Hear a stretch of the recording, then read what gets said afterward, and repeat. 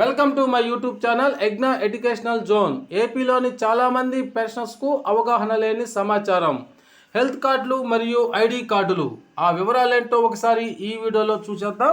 చూసే ముందుగా ఫ్రెండ్స్ ఎవరైనా ఇంకా మన ఛానల్ని సబ్స్క్రైబ్ చేసుకోకపోతే వెంటనే సబ్స్క్రైబ్ చేసుకోండి. అదేవిధంగా వీడియో మీకు నచ్చినట్లయితే ఒక లైక్ చేసి ఛానల్ని సపోర్ట్ చేస్తారని ఆశిస్తూ ఇక విషయంలోకి వచ్చినట్లయితే ఏపీ రివైజ్డ్ పెన్షన్ రూల్స్ 1980లో పెన్షన్స్ అందరికీ వారి మొదటి పెన్షన్ చెల్లింపు సమయంలో వారి పే డిస్బర్సింగ్ అధికారి ఐడి కార్డ్స్ జారీ చేయాలనే నిబంధన ఉంది. దీన్ని అనుసరించి GOMS నెంబర్ 555 ఏప్రిల్ 30, 2002 ద్వారా పెన్షనర్స్కు లామినేటెడ్ ఐడి కార్డులు జారీ చేయటకు విధి విధానాలని కార్డు ప్రొఫార్మాని విడుదల చేయడం జరిగింది. దీని ప్రకారం చూసినట్లయితే 2002 సంవత్సరంలోనే పెన్షన్స్ అందరికీ కూడా ఐడి కార్డులు జారీ చేయాలని అయితే చెప్పడం జరిగింది. అప్పటి ఉమ్మడి ఆంధ్రప్రదేశ్లో ముందుగా కర్నూలు, పశ్చిమ గోదావరి, నిజామాబాద్ ఈ 3 జిల్లాల్లో గల గవర్నమెంట్ పెన్షన్స్ అందరికీ లామినేటెడ్ కార్డులు వారు మొదట పెన్షన్ తీసుకునే సమయంలో సంబంధిత ట్రెజరీ అధికారులు జారీ చేయాలని నిర్దేశించారు. మే 31, 2022 నాటికి ఉన్న ఎగ్జిస్టింగ్ పెన్షన్స్కు ఎవరైతే 2022 నాటికి పెన్షన్స్ ఉంటారో వారికి సంబంధిత STOలు లేదా DTOలు నిర్ణీత కాల వ్యవధిలో వారి యొక్క ఐడి కార్డును వారికి చెల్లించాలని నిర్దేశించారు.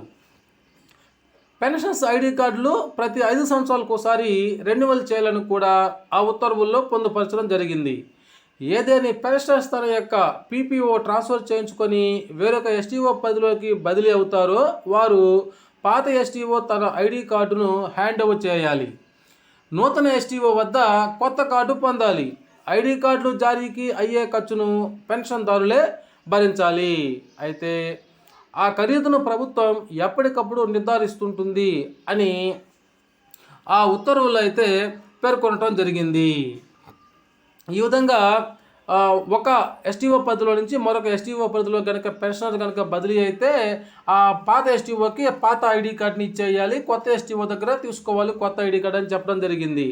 సర్వీస్ పెన్షనర్ మరియు ఫ్యామిలీ పెన్షన్స్కు జారీ చేయవలసిన ఐడి కార్డు ప్రొఫార్మాలను ఆ జీవోకు అనుబంధంగా Annex 1-2గా జారీ చేశారు.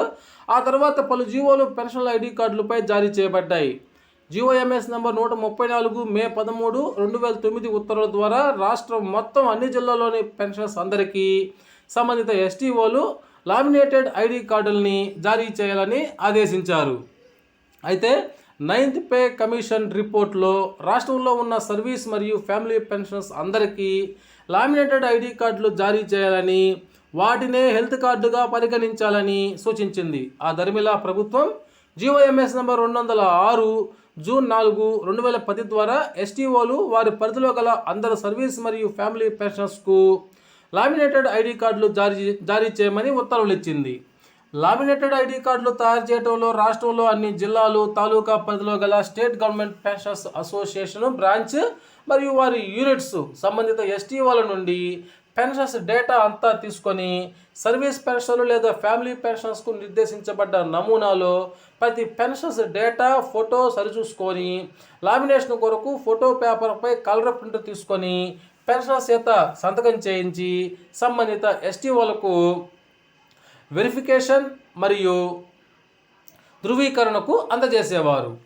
STO అప్పుడు సీల్ చేసిన తర్వాత లామినేషన్ చేయించి పెన్షనర్స్కు అందజేసేవారు. అయితే ప్రస్తుతం గత 6-7 సంవత్సరాలుగా ఈ ప్రక్రియ అనేది నిలిచిపోయింది.